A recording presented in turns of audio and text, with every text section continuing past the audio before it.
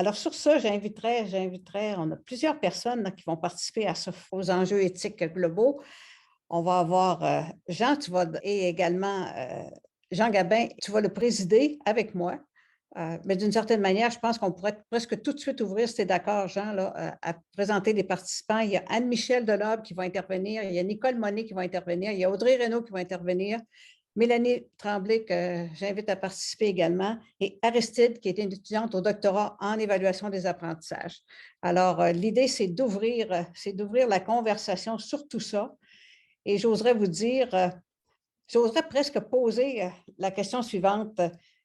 Vu qu'on est en train, au fur et à mesure des présentations qui sont déroulées, là, on voit bien là, qu'on pourrait, d'une certaine manière, passer en mode d'évaluation d'une manière différente, les élèves, versus les évaluer de la même façon. En ce moment, c'est tout le monde en même temps dans la même salle, ou presque, pendant le même laps de temps. Et c'est ce qu'on mesure. Et si on évoluait vers l'idée d'une évaluation qui n'est pas nécessairement de la même façon, hein. On a entendu des propos ce matin à l'effet que, bon, peut-être des fois, on n'a pas besoin de se rendre jusqu'à l'évaluation, on sait que l'élève a atteint la compétence, etc. Donc, on est amené à discuter autour de ça. Veux-tu nous partir là-dessus, Nicole? Tes premières réflexions, c'est quoi? Ben, pas les premières, hein? Ouais. J'ai pas mal de petits papiers sur mon bureau, là. Euh, Donc, il y a beaucoup de réflexions.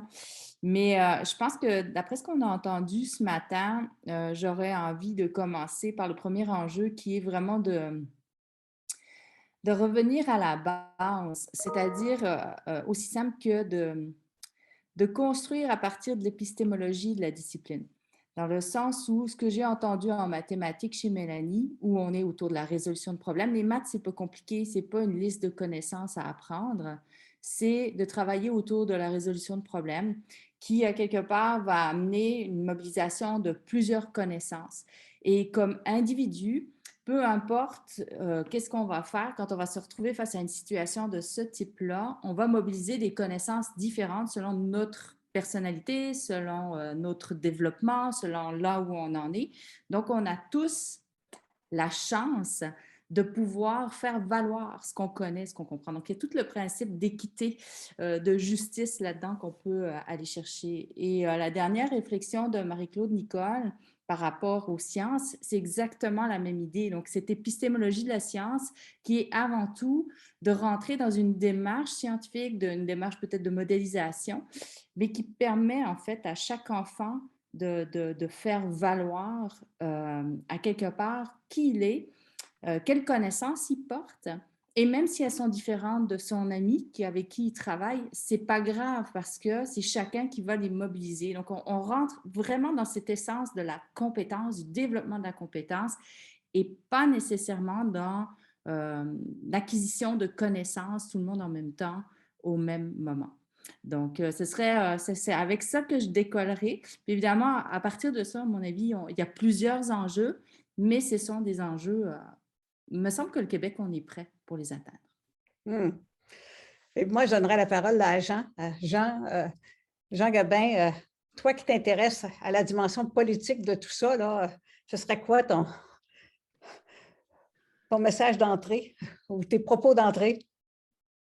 Bon, moi, je partirais du fait que le rapport des élèves au numérique, il est hétérogène. Il est aussi inégalitaire. Et on sait que quand on parle des enjeux éthiques, hein, je dirais les résultats quand même des travaux de recherche dégagent que les jeunes sont particulièrement à risque lorsqu'ils sont confrontés, par exemple, à des décisions éthiques parce qu'ils ne possèdent pas nécessairement les repères des décisionnaires, les repères d'analyse pour discerner et prendre les bonnes décisions.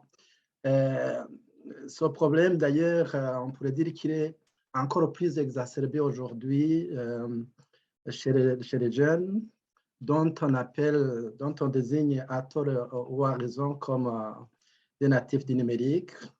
qui évoluent bien sûr dans un environnement numérique. Ils ont accès à beaucoup d'informations. Ils sont consommateurs de beaucoup d'informations.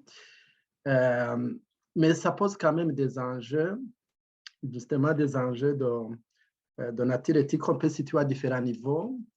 Par exemple, quand on parle des enjeux liés à l'identité, évidemment, le fait qu'ils sont sur la toile, il y a les enjeux d'exposition à soi, les enjeux de réputation, les enjeux de protection de renseignements personnels, les enjeux de vie privée, les enjeux aussi de respect de la propriété intellectuelle et des droits d'auteur, lorsqu'ils sont amenés à faire des activités de création, de partage de contenu. Les enjeux aussi des rapports à l'autre. Alors moi, la question que j'avais envie de poser aux collègues de par les différents travaux, comment ils voient la prise de conscience des enjeux éthiques par les élèves au niveau justement des usages numériques, lorsqu'on aborde les contextes de participation et d'évaluation. Donc, je dirais, si on parle de ces enjeux éthiques, je les citerai globalement de cette façon-là, mais bien sûr rattaché au contexte de participation et d'évaluation des élèves, parce qu'on sait que les élèves participent à plusieurs communautés sociales, ils participent à plusieurs communautés sociales, et ça interfère aussi avec les activités d'apprentissage. Alors, voilà, donc je pose juste grosso modo les bases de façon très parsemée comme ça, mais peut-être pour la société de réflexion. Anne-Michel, veux-tu y aller? Oui, moi, c'est peut-être plus dans la même façon de penser en réponse à Nicole, là, justement pour poursuivre sur cette lancée-là. Donc, moi, ça m'évoque beaucoup de différenciation pédagogique. Donc, quand on parle d'équité, d'enjeux éthiques, puis quand, à mon sens, ça sonne équité beaucoup, mais les enseignants ont tendance à, nous les premiers, même à l'université, à avoir de l'insécurité quand on ouvre les possibilités. Donc, quand on ouvre les possibilités d'exposer, de mobiliser nos connaissances. Donc, si on dit qu'on évalue, puis ce qui ressort beaucoup là, depuis ce matin, à mon sens, c'est justement d'axer sur la démarche, d'axer sur le raisonnement de l'élève dans notre évaluation.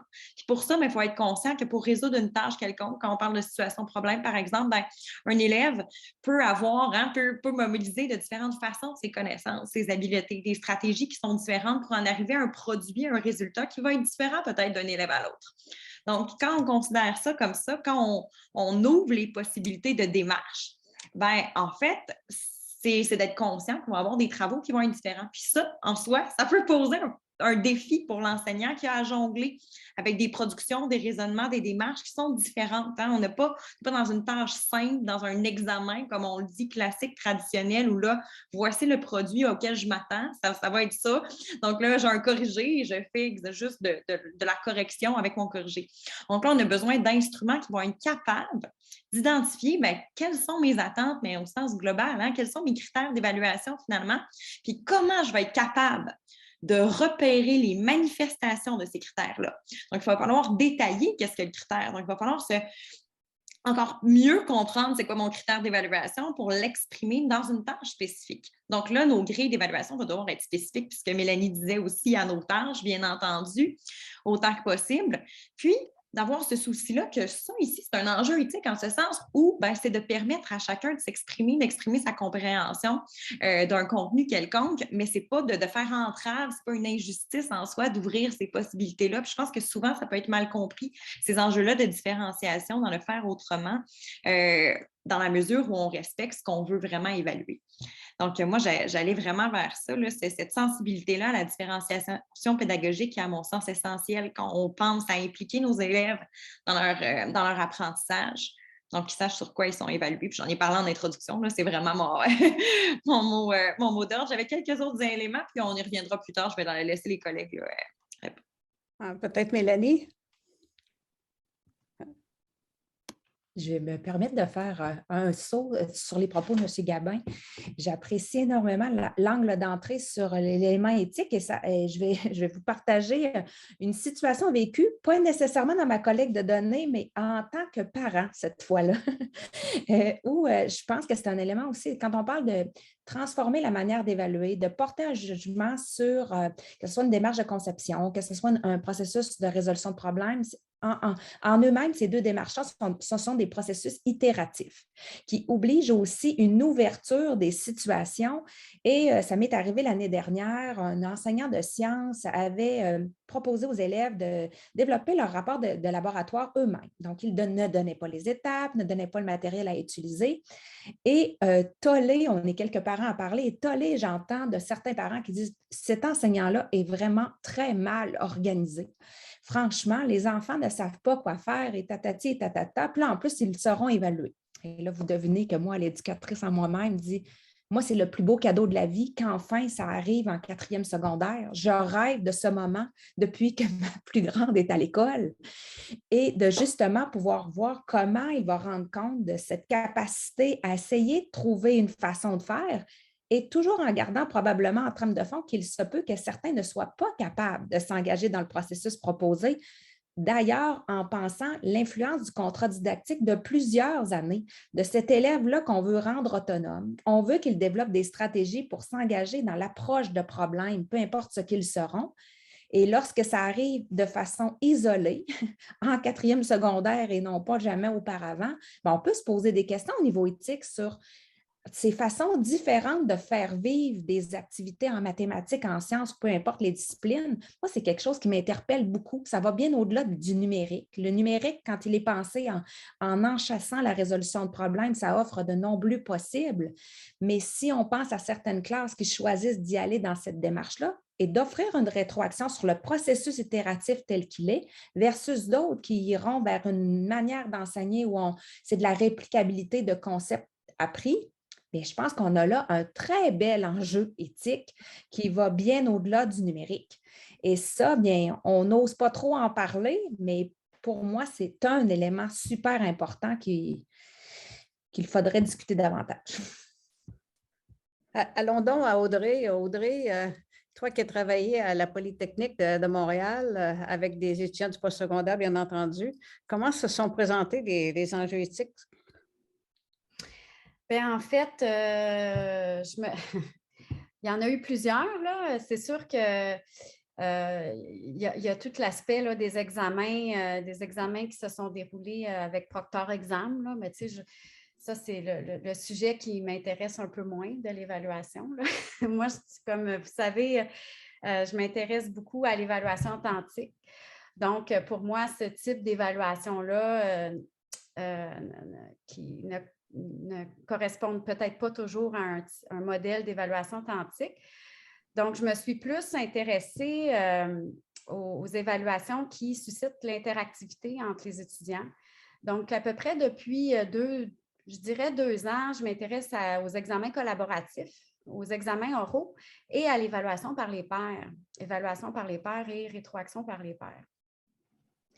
Donc, dans lesquels on utilise le numérique. Donc, examens oraux et examens collaboratifs qui se déroulent sur une plateforme comme surtout Microsoft Teams. Donc, les enjeux éthiques qu'on a repérés, puis je co-anime actuellement une communauté de pratique sur l'évaluation par les pairs et la rétroaction par les pairs.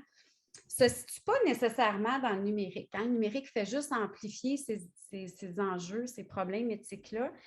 Mais ce qu'on sait, c'est que quand on permet aux étudiants de vivre des évaluations interactives et authentiques, bien, ça permet à ces étudiants-là de développer des comportements des compétences collaboratives nécessaires souvent dans les programmes en génie, en sciences de la santé, puis même en éducation.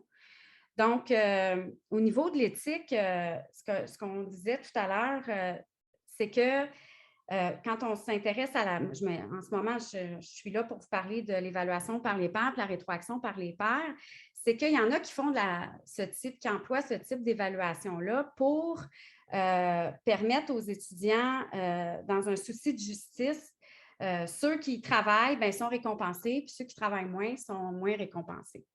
Donc, au post-secondaire, il y a toute une matrice qui existe, là, des matrices de calcul pour l'évaluation par les pairs. Là, l'étudiant, par exemple, va, dans son équipe, c'est une matrice qui existe notamment en génie à Sherbrooke, là, va aller à l'aide de critères évaluer ses pairs. Et puis là, au bout de la machine à saucisses, bien là, il y a un étudiant qui a un meilleur résultat, d'autres un moins bon résultat et tout ça. Donc, les enjeux éthiques ici, c'est oui, l'outil nous aide, mais en amont, il faut qu'il y ait tout le processus d'évaluation par les pairs. Donc, l'évaluation par les pairs et la rétroaction par les pairs, c'est une activité en soi. Tu sais, quand on pense à Androstrom, à la théorie de l'activité, donc, ce n'est pas juste de le faire pour le faire dans l'outil, puis la machine à saucisses dans le numérique sort un résultat. Donc, ce qu'on est en train de dire dans cette communauté de pratique-là, c'est que c'est le processus qui est important, c'est toute l'activité d'évaluation. Donc, il doit y avoir au moins 3 fois où les étudiants doivent avoir 3 opportunités dans le temps là, pour rétroagir face au travail qu'ils ont fait en équipe. Donc, les enjeux éthiques sont plus liés, au-delà du numérique, il y a tous ces enjeux éthiques à la base d'inclusion, d'équité puis d'inégalité, d'égalité des chances de réussite. Donc, c'est intéressant parce que ce matin, j'étais justement avec la communauté de pratique, donc j'essaie de remettre en ordre mes idées, là, mais c'est un peu ça. Alors, puis pour terminer, pour l'examen collaboratif et oral, par souci d'équité et d'égalité des chances, on enregistre quand ça se déroule en ligne ces rencontres-là. Donc, et puis on utilise des grilles qu'on donne, des grilles critériées d'évaluation qu'on donne au préalable pour que l'étudiant puisse se préparer. Donc, voilà, différentes façons. OK. Allons à une étudiante, justement. Allons à une étudiante de doctorat qui s'appelle Aristide. Alors, Aristide, Oui, tu as fait une recension dans la littérature de la chose, tu es en périphérie du projet écran. C'est quoi les enjeux éthiques et comme étudiante en évaluation des apprentissages, c'est quoi les enjeux éthiques que tu vois? alors bonjour à tout le monde déjà. Lors de la recension d'écrit que j'ai faite pour le projet écran, j'avais justement identifié un certain nombre d'enjeux éthiques parce que, évidemment, l'évaluation via le numérique demeure une évaluation. Cela veut dire que la plupart des enjeux qui s'appliquent à l'évaluation traditionnelle vont également se répercuter à l'évaluation via le numérique. Et le premier enjeu éthique réside au niveau de l'accommodement. On le sait, pour qu'un accommodement soit accordé, il doit être justifié et pertinent, qu'il soit demandé par l'apprenant ou alors qu'il soit décidé par l'enseignant. Sauf que dans le cas d'une évaluation via le numérique, c'est un peu plus complexe. L'usage du numérique nécessite déjà la maîtrise du logiciel qui va être utilisé. Cela veut dire qu'on ne peut pas juger l'enfant sur l'utilisation qu'il va faire appareil numérique, on le juge sur le contenu, le rendu du contenu de l'apprentissage qu'il aura fait. Donc, à partir de ce moment-là, on peut se demander, est-ce que l'enseignant qui va faire l'évaluation via le numérique a nécessairement jaugé des habilités technologiques de tous ses apprenants? Parce qu'il est hors de question qu'un apprenant soit freiné dans son évaluation parce qu'il n'aura pas maîtrisé l'outil pédagogique ou alors l'outil technologique. La deuxième question qu'on peut se poser à ce niveau, c'est au niveau des supports qui vont être utilisés. Parce qu'on a des